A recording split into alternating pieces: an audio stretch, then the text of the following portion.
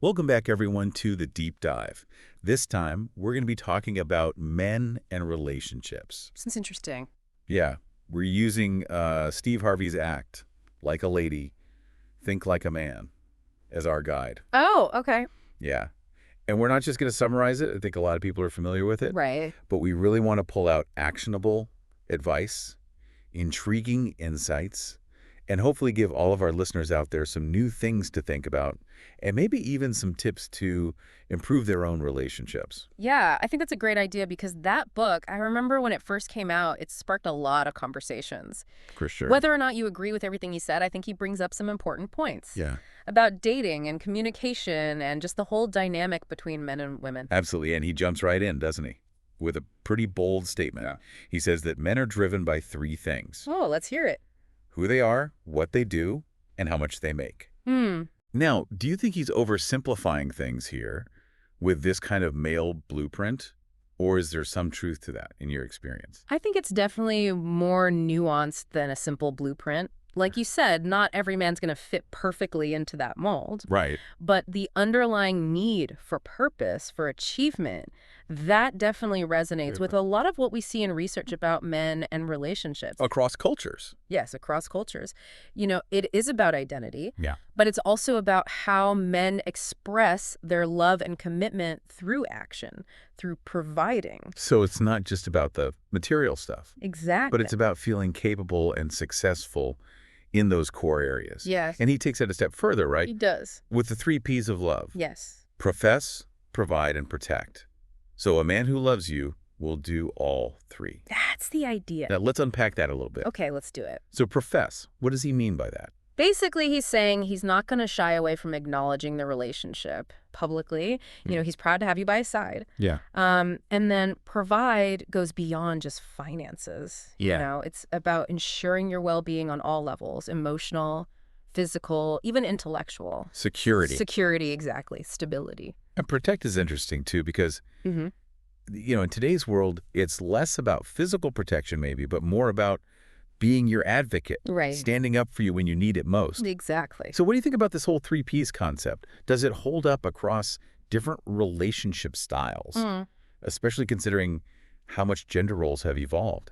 I think it's a good framework, but it might need a little updating Okay. for modern relationships. In what way? Well, for example, the way men provide may look different now. Yeah. Maybe it's less about bringing home the bacon, so to speak, Mm. and more about, contributing equally to household tasks or emotional support. Right. But that core need to feel like they're contributing, I think that's still there. It's fascinating how those core needs can manifest in different ways. And, Harvey also talks about this male commitment timeline. So the idea that men kind of go through these stages. Okay, I'm listening. You start with like the fun dating phase. Right. Then they're trying to figure out, okay, is this the one? And then finally you have that commitment. Now, does that resonate with what you've observed in relationships? And I'm also curious, how does that play out in today's world, with the dating apps and everything? Yeah. I mean, it's definitely a common pattern, Yeah. but not necessarily universal. Right. Just like women, men can move through those stages at different paces. Makes sense. Some men might be ready for commitment sooner, some might take a little longer. Yeah. But I think the important takeaway here is to understand that commitment often unfolds gradually for men. Gradually. Yeah.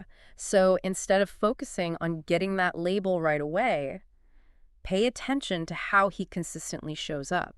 Actions speak louder than words. Exactly. How he invests in the relationship. Do his actions align with his words? It's about looking beyond those grand gestures and paying attention to the everyday, right? Absolutely. Consistency is key. Now, speaking of timelines, we can't avoid this. Yeah. The infamous 90-day rule. Oh, here we go. Yeah. So Harvey suggests, holding off on physical intimacy Okay. for the first 90 days The first 90 days. to give you time to assess his character, his respect for you, before things get physically involved. Now, this is controversial. It is, very much so. But what do you think? Does he have a point? I think the 90-day rule, it's definitely controversial, Yeah. but it gets at a key point, and that's the importance of setting boundaries and not rushing into intimacy Yeah. before you have that strong emotional connection, that sense of trust. Right. So while the specific time frame, the 90 days, might not resonate with everyone, Of course. I think the underlying principle is really about valuing yourself, Yeah. making sure your needs are met in the relationship. It's about recognizing that intimacy, it's a powerful form of connection, shouldn't be treated lightly. And this leads us to another important topic that Harvey talks about a lot, and that is respect. Okay. Now, he argues that respect is absolutely fundamental Yes. for men in relationships. Uh-huh. But what does that actually mean in practical terms? Right. Like, how do we define respect? How do we see it in a relationship? Because it's more than just a feeling. It's Yeah. about how we treat each other, To day. day in and day out. Yeah. It's about valuing each other's opinions, listening attentively, considering each other's feelings when we make decisions, and speaking to each other with kindness, consideration, Even when you disagree. even when you disagree. Yeah. It's about feeling seen and appreciated for who you are, Yes. without feeling the need to change or compromise your values. And this brings us to what I think is one of the most crucial aspects Yeah. of any relationship, communication. Absolutely. What does Steve Harvey say about communication? Well, he's very adamant about this. Men are not mind readers. Okay, good to know. So, ladies, if you want something, be clear about it. Straightforward. Yeah, don't expect him to just intuitively know Right.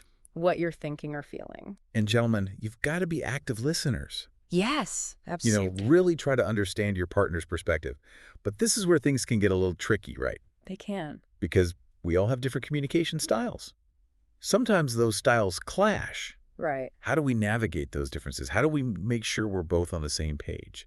Well, one of the most effective communication techniques is to be specific about your needs and expectations. Okay. So instead of saying, "You never listen to me," Right. try saying something like, "I feel unheard when you check your phone while I'm talking to you. Yeah. Could you please put it away so we can connect?" It's about framing it. It is. It's about framing your needs in a way that encourages understanding and cooperation. Being assertive but not aggressive. And being receptive to feedback without getting defensive. That's the key. It's a dance. So it seems like, a lot of Harvey's advice really boils down to this open and honest communication. Yes. Setting clear boundaries and understanding that men and women approach relationships differently. That's a big one.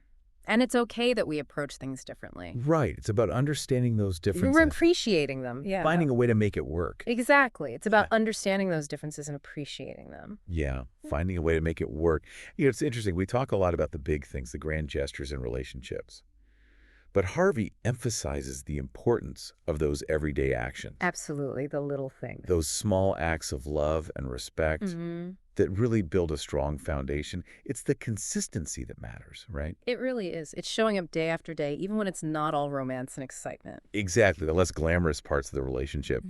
So how does he suggest, we navigate that? Well, one thing he really stresses is addressing red flags early on. Okay. He encourages women to be aware of those warning signs and not ignore them. Yeah, don't just brush them under the rug. Exactly. A lot of times we do that because we're afraid of rocking the boat. Right. And we've all been there. Oh, yeah. Trying to convince ourselves those red flags are just, minor quirks. Right. He's just a little quirky. Exactly. Have you ever found yourself doing that, like dismissing those warning signs? I think we all have at some point. Right. But Harvey's point is that ignoring those red flags won't make them disappear. Oh, they'll come back. They'll keep popping up. Yeah. And they can lead to bigger issues down the road. Yeah, so it's like that saying, hope is not a strategy. Exactly. So he's all about recognizing your worth and knowing when to walk away, which can be so hard. It really can be. It's one of the hardest things to do. But how do you know, when it's time to walk away versus when it's worth working through those issues with your partner? That's where setting standards and boundaries comes in. Okay. Harvey encourages women to define their non-negotiables. They're deal breakers. Basically, yeah. Those core values and expectations that they're just not willing to compromise on. It's about having a clear sense of what you deserve. Absolutely. And not settling for less. So basically, know what you want and don't be afraid to ask for it. That's it in a nutshell. Sounds straightforward, but it can be so challenging to put into practice. It really can, Hmm. especially when you're, caught up in the emotions of a relationship. Exactly. And he's not talking about, superficial things like Right. what kind of car does he drive. No, no, no. It's about the deeper qualities. Yeah, the stuff that really matters. Respect, integrity, A kindness. shared vision for the future. Yeah, those core values. Being with someone who aligns with who you are and who you see yourself building a life with. It's interesting you bring up building a life with someone because that seems to be like a central theme. This idea of commitment, creating a lasting partnership. Yeah, he's definitely a proponent of traditional commitment. Okay. In a world where, we've got dating apps and hookup culture is so prevalent. Right, right. It's everywhere. Yeah, he's kind of offering a counter narrative. An alternative. Yeah, and I think, he believes in the power of a committed relationship. He does.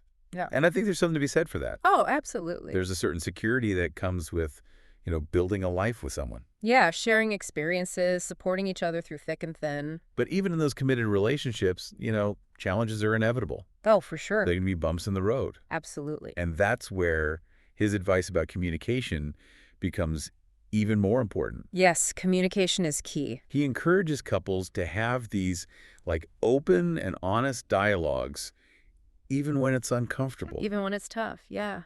It's about talking about your needs, your fears, your dreams, and really listening to each other without judgment. Without judgment, that's huge. So easy to fall into that trap I know. of assuming we know what our partner's thinking. Right. But that leads to misunderstandings, resentments. All sorts of problems. What are some of the communication strategies that you found to be, especially effective in your work? One technique I often recommend is reflective listening. Reflective listening. Yeah. So it's about taking the time to truly hear what your partner is saying Hmm. and then reflecting back what you've understood. Okay. This helps to ensure that you're both on the same page, Mm-hmm. and it prevents those, misinterpretations. Right. So, for example, you could say something like, "What I'm hearing you say is that you feel overwhelmed when I bring up problems right before bed. Is that right?" Great example. It takes the focus away from those accusations and defensiveness. Yeah, it takes the heat out of the conversation. Creates a space for empathy, Exactly. understanding. So it sounds like a lot of his advice boils down to these core principles. Hmm. Knowing your worth, Yeah. setting boundaries, Yeah. communicating effectively, Those are the big ones. and choosing partners who align with your values. Exactly. You've got to be on the same page. But even with all the right tools, Yeah. all the Yes. strategies, Sure. relationships can still be so complex. Absolutely. They're messy. Messy. There's no magic formula. So how do we make sense of all this? Well, I think it's important to remember that relationships are a journey, not a destination. Okay, I like that. There will be ups and downs, Yeah, or shattering. disagreements, Yeah, times when you need to adjust and adapt. you have to evolve. But as long as you have that foundation of mutual respect, open communication, and a shared vision for the future, you can weather those storms together. Now, we've been talking a lot about Harvey's advice from a woman's perspective, We have. but I'm curious, what do you think men can take away from this book? What advice might resonate with them as they navigate their own relationships? I think one of the most valuable takeaways for men is the importance of emotional intelligence. Okay. Harvey encourages men to be more in tune with their own emotions, to be willing to express them. Openly and honestly. Yeah, and that means moving beyond traditional notions of masculinity. Right, because it's not a sign of weakness. Exactly. It's a strength. It's a strength. Being in touch with your emotions, being able to communicate them effectively, that's key to building those deeper, more meaningful connections. Couldn't agree more. Yeah. And I think men can also benefit from his emphasis on consistency and follow-through. Oh, absolutely. Like it's not just about the grand gestures or saying the right thing. It's about showing up consistently, being reliable, demonstrating your commitment through your actions. It's about being the partner you would want to have. Exactly. And speaking of partners, one thing that stood out to me is his perspective on choosing a partner who complements your strengths and weaknesses. Yeah, finding someone who brings out the best in you, That's huge. who supports your dreams, your aspirations, and who challenges you to grow in positive ways. So it's not just about finding someone who's exactly like you. No, it's about recognizing that a healthy relationship is a partnership. where each person contributes their unique talents and perspectives. Exactly. It's about finding that balance between individuality and togetherness.